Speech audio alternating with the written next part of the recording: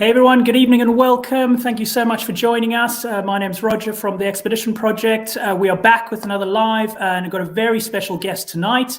I just wanted to welcome you all. If you're watching this live, hit us up with some comments just to say exactly where you're watching this from in the world. If you're watching some replay, still feel free to send us your comments, your questions. We're going to do a Q&A after our guest speaker, which is Sue Swain from Biowise, and we're going to be talking all things biomimicry. Really, really excited about this. The first thing you need to do for now, though, is just pop a little comment just to say that you're watching it with us, say where you're watching it, and yeah, let's get started. And let's have a little bit of an intro to see what we're going to be talking about. Imagine an experience that ignites the same spirit of adventure and pursuit of discovery as exploring the outer limits of space, but where the adventure lies not beyond our galaxy, but right here in exploring the extraordinary diversity and hidden depths of this planet. An experience that reveals how nature is a vast library of ingenuity we can learn from. A library filled with proven, real solutions for all our human development and sustainability challenges. Solutions based on the billions of years of research and development by the natural world's designers, architects, engineers, and scientists. This is the science of biomimicry, the practice of learning from and emulating nature's genius. Biomimicry is at the forefront of innovation. It is the next revolution, the natural revolution. Now, imagine the place that brings all this to life, that showcases and fuels this natural revolution. A place that brings the same kind of enchantment, thrills and magic to the world as Disney intended, but where the wonder does not lie in the realm of make-believe, but in the reality of nature's genius and the value of this genius to us.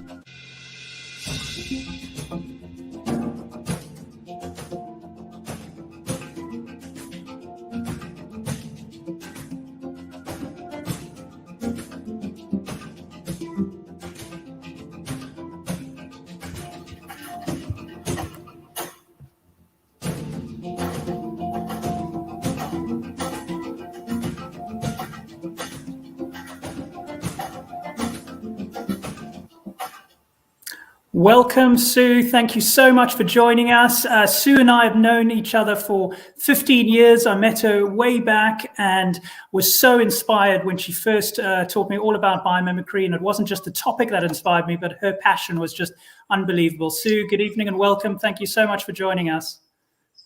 Thanks so much, Roger. It's fantastic for us to be in contact again after so many years. And I'm really excited to be given this opportunity to share my passion. So thanks very much for that. Really looking forward to it. So this is going to be the first in a series of live streams which are connected to something that Sue and I have been working on, which is called Biomimicry Online. It's going to be a series of modules teaching you all about the amazing concept of biomimicry. But for tonight, it's not just going to be Sue and I on the panel discussing things with you. Let's have a little look and see who else is going to be joining us.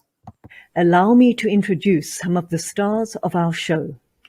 First up, a few of our PhD graduates, our doctors in physics who have both specialized in the field of cutting-edge nanotechnology, followed by our doctors in the chemical sciences, specifically chemical engineering and materials science, both of whom just happen to be professors of benign chemistry. Then we have our professional designer who has mastered the art of multifunctional design, while the marketing and advertising expertise of these two has everyone abuzz with excitement. Not to be outdone, our brilliant architects and engineers have trade secrets to reveal, game-changing ones at that.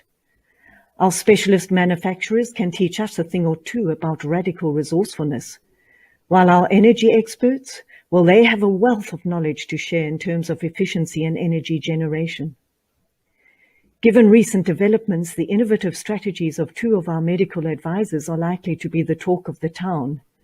And lastly, we have our community consultants who are dying to share their fresh approach to town planning and their proven socio-economic model.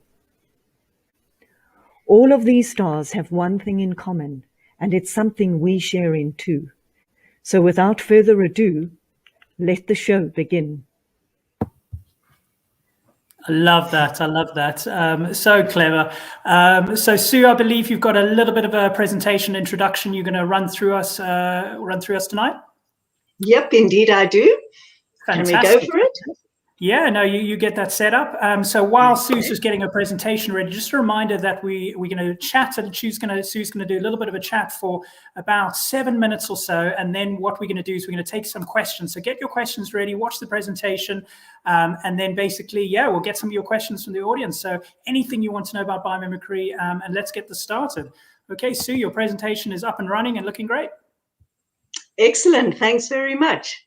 So from that sneak preview, you would have noticed that we are surrounded by genius. Consummate architects, engineers, designers, scientists, you name it, who are infinitely resourceful and inherently resilient. And you know, Leonardo Da Vinci, I nearly said Leonardo DiCaprio, Leonardo Da Vinci already noticed this way back in the 1480s. And he's absolute awe for nature's inventiveness came through in his quote where he said, in her or nature's inventions, nothing is lacking and nothing is superfluous. And he actually went on to be one of the first instinctive biomimics who he intentionally turned to nature so that he could better design. And he had this idea that people would one day be able to fly, and basically studied both birds as well as bats and maple seeds, which then he used to actually come up with his conceptual design for his flying machine, which he called the ornithopter. And this was some 450 years before the Wright brothers then adopted the same approach, where they started to study birds. And they noticed how birds soar into the wind, how the air flowing over the curved structure of their wings, curved surface of their wings actually creates lift, and how birds would even change the shape of their wings to turn and maneuver. And learning those avian lessons and applying those, they obviously came up with the first flying machine, the first motorized airplane that took to the skies in 1903. And in 1948, we had a Swiss engineer who had been on a walk in the woods, came home and discovered that his clothes and his dog were covered in burrs. And being an engineer, he was naturally curious. So he decided to look at those burrs under the microscope. And he saw these fascinating hooks and barbs, which sparked an idea. And he teamed up with a material scientist. And 7 years later, in 1955, I'm sure you've guessed it, the multi-billion-dollar industry of Velcro was basically birthed, all thanks to the ingenuity and design of a burdock seed pod. So these are early examples of biomimicry as an approach to innovation. And the word itself is derived from the Greek word bios, which means life, and mimesis, which means imitation. The one simple word describing it simply as imitating life. And it was actually coined by Janine Benyus, who wrote the seminal book on biomimicry, in which she discussed and highlighted these innovations from around the globe that had all turned to nature for their inspiration. And after that, she teamed up, after having written the book, she teamed up with Dana Baumeister, and they together established the organization, which is now known as Biomimicry 3.8. And together, they really formalized the practice of biomimicry into this as an approach to design and innovation. And they defined it as the conscious emulation of nature's genius. And I think those are some really important words there, where it's the conscious emulation is about the intentionally going out there to learn from and then emulate nature's genius. And that emulation is important. It's not just a superficial copying of nature's ideas, but where you have a more meaningful application of the principles you've discovered. And the reason for this is essentially was to solve human design and sustainability challenges. And they also then identified three essential elements of biomimicry. that are essential for us if we're going to be able to design and live sustainably. And these are Reconnect, Emulate, and Ethos. Reconnect is really about going out and discovering our deep connections with nature so that we can better understand and learn from and emulate nature. But it's all encapsulated or held within this guiding framework of the ethos, which is the underlying philosophy, the intention, the reason why we do biomimicry. And this they described as the deep desire to fit in on Earth.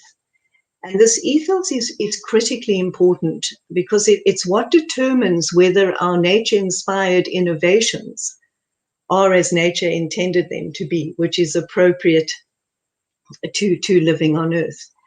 And Janine also highlights a concern, a potential concern around this when she mentions that, you know, we enjoyed the miracle of flight for the first time in 1903.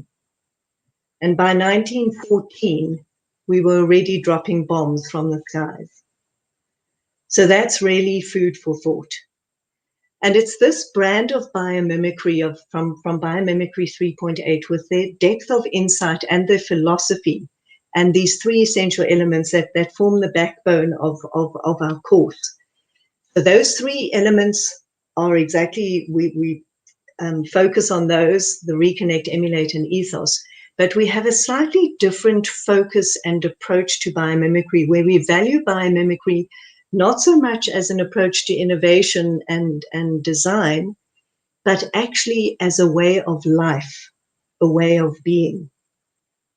Saying that this is something that we could then all of us be doing every day in everything that we do, and where these essential elements are actually now viewed as essential life skills, where we go out and we live that ethos of desiring to fit in every day, where every day we go out and intentionally reconnect with nature. And every day we also actively seek to learn lessons from that we can apply into our everyday living, which means that this makes in biomimicry something relevant to everyone. So in addition to the architects, engineers, entrepreneurs, designers, scientists out there, it's for every one of us who wants to basically live differently and contribute positively. And that's an essential, an important part of our course is also the fact that we turn to the community of life as a collective, and value them as our living guide to living wisely. Because the individual ingenuity of all these organisms is astounding. But it's what they achieve as a collective, how they come together in these ecosystems in which they live and work together to ensure the healthy and functioning of that ecosystem, that really contains within that all those actions, this earth-savvy wisdom, which is what we can then use to guide us into living wisely and contributing positively. And when it comes to that reconnecting, it's about us really addressing the disconnects that we have with our planet, with life around us, and with even ourselves as earth-based living beings. We've really lost touch. But for purpose of our course, the reconnecting is essentially a reawakening of our connectedness. Because although we might have separated ourselves from nature intellectually, we are inseparably and inescapably connected. And just reawakening that connectedness is an important part. But also there's more, because we have the opportunity to reestablish relationship with life. And by doing that, the whole purpose of the course is so that we can learn not only to live wisely and regeneratively and contribute positively, but that we may also live in full, meaningful, and deep relationship with all of life. So I'm going to leave it there, Roger, and opening it up now to hopefully questions that will come from the floor, and it's back to you. Okay, fantastic, Sue. That's great. So, you know, listening to that, it's a lot of sort of these words that are coming through: reconnecting, reawakening, rediscovering. So this is obviously a principle that it was around before, but now, as you're sort of saying, we've just gradually lost it. Is that a good sort of way of thinking about it? Yeah, I often find when people are first introduced to the concept, Roger, they describe it as a reawakening, this aha moment, because it simply makes sense. And I really believe it's because, we are earth-based beings. We're born of this planet. We're genetically wired to get how to live wisely on Earth. But we've just kind of consciously separated ourselves from that. And that's why biomimicry is very much this reawakening and this reconnecting. You'll see that throughout the course, one of the things we focus on is what happened. How did we come to be so disconnected? How did we come to have fallen out of relationship with life? And part of the course is how to then reestablish that relationship and reconnect with life again. So just a reminder to everyone watching this live, send us in your questions for Sue. So if there's anything you'd like to know about biomimicry or anything she's been speaking about, please send us in your questions. If you're watching on replay, still feel free to post your questions in the comments and we can always reply. It won't obviously be a live reply, but we can still get back to you. But we've had some questions been sent in advance. There's another one here. You sort of mentioned that biomimicry brings about a new valuing of nature in the courses that you started developing now. Do you want to explain this a little bit more? Yeah, what biomimicry has been described is this new valuing that comes from when we recognize that we can be learning from and applying lessons from nature. We no longer view nature now just as this warehouse of resources that we just exist for us to extract from, but rather start viewing it as a library of solutions we can learn from. And with the course, we're also valuing life as a living guide to helping us live wisely and well on Earth. So that's where that new valuing or reawakening of the valuing that we always had for life. I mean, our ancestors lived closely. The planet was known as Mother Earth at some stage, but yeah, something happened, and that we'll cover in the course. Do you think over the last year, when everyone, has probably had to reevaluate a lot of their life and their surroundings, do you think a concept like biomimicry now, it just could not be more relevant? Absolutely. I think the one thing that most people felt was the value of just being outdoors and connecting with nature in the outdoors. And that is an essential element of biomimicry. And absolutely, I think more and more people are becoming aware that we cannot continue living like we are. And that, essentially nature has a solution. Nature's been getting it right for 3.8 billion years. So best we kind of learn from that evolved wisdom and ingenuity to get it right ourselves. It's that phrase I heard you use once, which is nature's library of solutions, which I absolutely loved. And it's such a good way of looking at it because, in essence, the solutions are all there, really, aren't they? Yeah, we don't need to reinvent the wheel at all.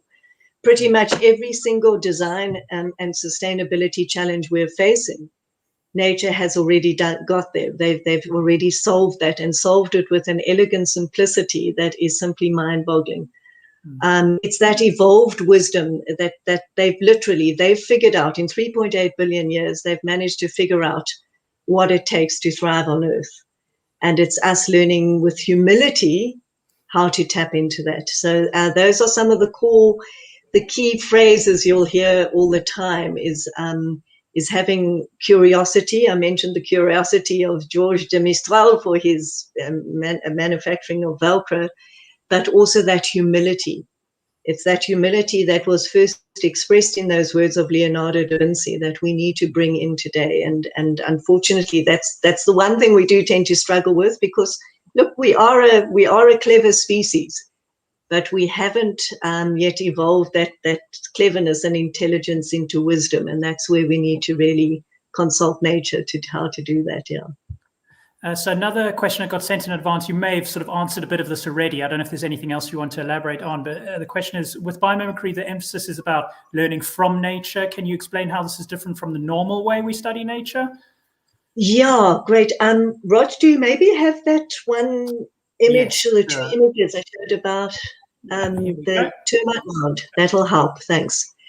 So the traditional approach to studying nature is we tend to learn about nature, where we will, name, we will identify, we'll describe the physical attributes and how they live, maybe feeding habits, reproduction. Whereas the transition from learning about to learning from is basically saying, well, from the termite mound, we could actually learn the art of regulating temperature, how to manage ventilation, build adaptively, how to contribute to the surrounding system. So I don't know if you can see it's not saying that we shouldn't learn about, of course, it's valuable to know which species we're talking about, but shifting that into and changing the focus to saying, well, right, what could we actually learn from this, as opposed to just learning about it. No, that's amazing. Okay, let's have a look and see if we got any other questions that's come in advance. So the ethos of biomimicry is a way of being. Do you want to talk a little bit about that? Yeah, we speak about, put in its simplest term, the ethos of biomimicry in general is the desire for us to fit in on Earth. And that those are key, that all of those words are really important. The desire is we must want to do this. If we don't want to do it, we're not going to have that happen. And then to fit in on Earth really highlights the fact that we're not fitting in currently. But in addition, I think to fitting in is also with biomimicry as a way of being, we're looking at how in my everyday life can I also contribute, but also feel like I belong. I think one of the big things, who is it, Giles Hutchins, he wrote the book called Future Fit, and in which he mentions that psychologists are increasingly recognizing that our sense of separation is what actually underpins all the socioeconomic challenges and problems we're facing, from climate change to consumerism and everything. But I also think that separation from nature has resulted in this loneliness that we're experiencing as a species as well. We feel lost and alone. And I think that's evident in our obsession with social media, our almost compulsive need to connect with each other all the time. And we've lost a meaningful connection. It's the nature of that connection, which isn't cool at all. And so I think what biomimicry also gives us is a sense of belonging, where that focus is on the relationships we can develop. Fantastic. Here's one more question that came in advance. So what is one word that you feel captures the essence of biomimicry as a way of being or a way of life? For me, it would be relationship. Really establishing that relationship, which is more than just reconnecting. It's actually saying the opportunity is for us to live in deep relationship with the rest of life. And I think that's really what excites me. In addition to the innovations that we can come up with, is that deep sense of belonging that awaits us when we really apply biomimicry and those three elements as life skills, something we apply every day. And when you say with the rest of life, do you mean nature and people and just everything? Yes, absolutely. The whole of life and our planet itself. The planet, when you start to get to grips with our planet, it really is this living organism where the living and what we call the non-living elements are seamlessly working together. So all of that is what awaits. And yes, obviously also connecting more meaningfully with ourselves as a species, because now we'd have the sense of purpose, because now we're actively contributing. It's reintegrating ourselves back into that community of life. We have somehow separated ourselves from it intellectually. We cannot separate ourselves physically and physiologically, but intellectually we have, and it's about stepping back and basically being embraced by that community of life and feeling like a meaningful, contributing player in that community of life. So we've got a few more minutes with Sue, so feel free to send in any more questions you've got so we can ask Sue live. Don't worry though, if you don't have any questions this time around, this will be the first of many. But as Sue was sort of alluding there, we've set up Biomimicry Online, which is a series of online modules. It's not an online course that is one big long course that's going to take you, hours and hours and loads of money. We've broken it down into little manageable chunks, so it's broken up into modules. And I don't know, Sue, if you want to just elaborate on the three modules we've got sort of ready so far. One is Biomimicry as a Way of Being. The second one is Rediscovering Our Planet, and then the third one is Reconnecting with Earth.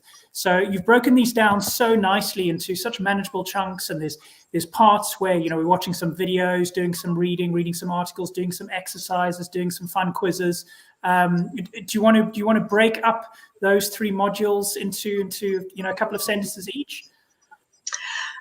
Sure. The first one is really to explain the introduction to biomimicry as a way of being, because it's a slightly different approach from the most of the courses out there that focus on biomimicry as an approach to innovation. So it's really to help us understand that and what's involved with that. And you'll remember from some of the slides in this presentation tonight, we spoke about the importance of reconnecting with our planet, with the rest of life, and with ourselves as our own species and as earth-based living beings. And so that's how we've divided. So that the second module is about reconnecting with Earth, really getting to grips with our planet. It's the Earth's operating conditions, because we've lost touch with that. We would never be living the way we do live if we were in tune with Earth's operating conditions. So it's really helping us to get back in tune with that. And that's where there are a number of exercises, because remember, biomimicry as a way of life is that it's something that we need to consciously try and strive to do every day. And then the reconnecting with life on Earth, I have specifically made that one first looking at reconnecting with self, so that we understand who we are ourselves, because that ethos of fitting in, that desire to fit in, is going to also have to come with a mindset change, changing our perception. So we look very much into why we've got to where we find ourselves now, in order that we may move forward. So future modules will then be actually looking at reconnecting with other life, with the community of life on Earth, and then discovering how we can actually start learning from life as our living guide to living wisely. So these modules are available over at theexpeditionproject.com.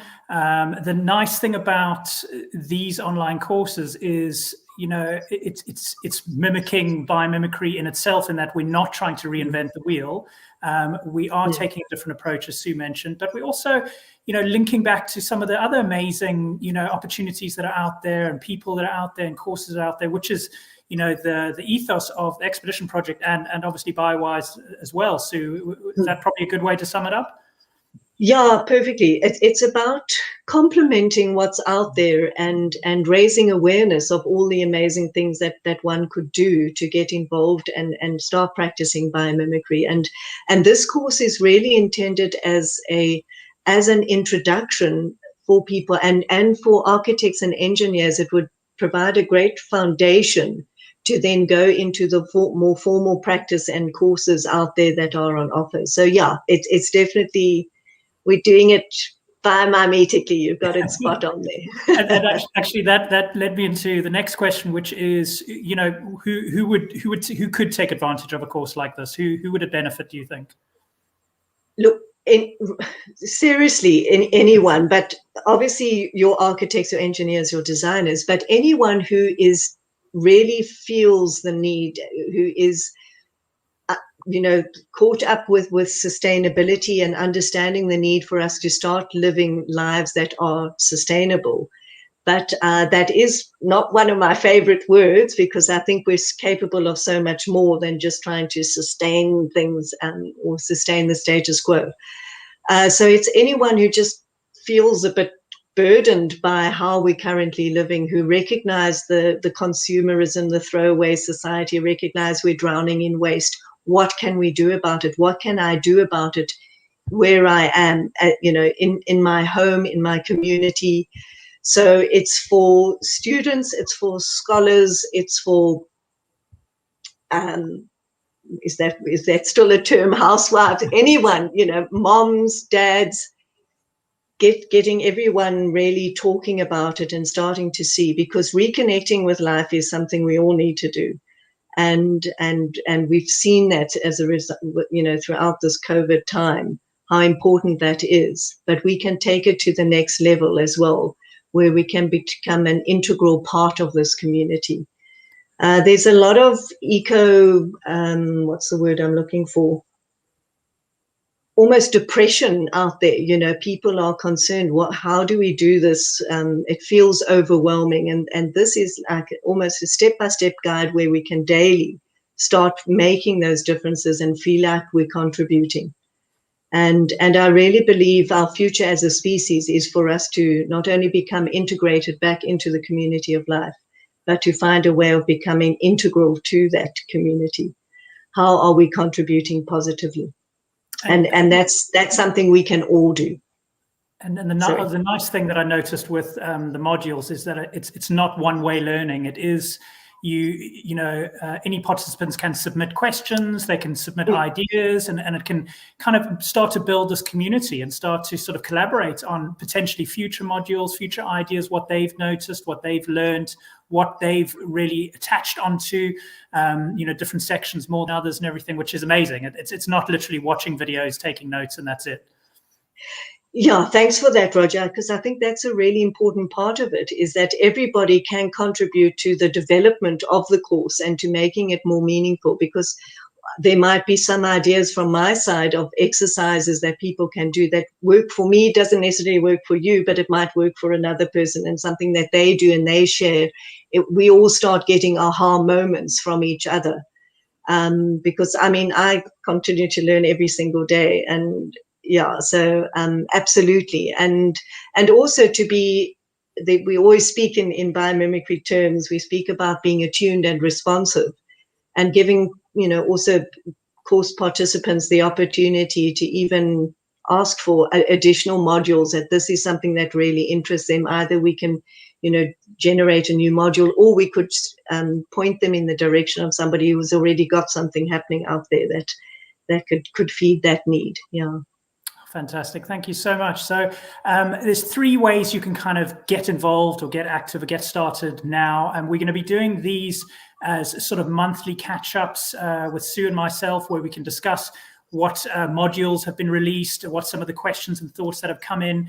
So the plan would be to do this every month, but for next month, there won't be one specifically like this. And that's because Sue's participating in the Wildlife Conservation in South Africa online conference that we've got on the 5th and 6th of June, sorry, the 6th of June. I can't actually even believe it's June already. So please do sign up for that. There's tickets are for sale on the Expedition Project website. It's a fundraising conference, so this all goes back to the organizations and the speakers that are participating, and it's all just to assist a little bit for charities, NPOs, social enterprises, game reserves and such that have really been struggling because of COVID and the lack of tourism in South Africa. So it's a fantastically innovative and worthwhile conference. So do sign up for that. And during that conference, Sue's got a slot where she'll be talking in a little bit more detail about the fantastic concept of biomimicry. And thereafter, the month after that, we'll get back into the monthly lives again and catch up with Sue again. The other way is just to go and check out the course and get started. So there's 2 modules live at the moment. The 3rd one's just about to go live, and there's more to come after that. So get started with that, and start to send us in questions from these lives and send us your thoughts. It's just been a fantastic introduction. Sue, thank you so much for joining. It's really been great to speak to you. Could speak to you for hours about this, but it's a great start, I think. Thank you. Yeah, thanks so much, Roger. Great to connect, and thanks for the opportunity. No worries. And thanks everyone who tuned in. Thank you very much, everyone. Just remember, if you're watching us on replay, still get commenting, post any ideas and thoughts. We'll be back again. Thank you so much for joining us. Check out theexpeditionproject.com for Biomimicry Online, more live streams, and the Wildlife Conservation in South Africa conference coming up next month. Have a great rest of your evening, everyone. Thank you. See you again. Thank you. Cheers.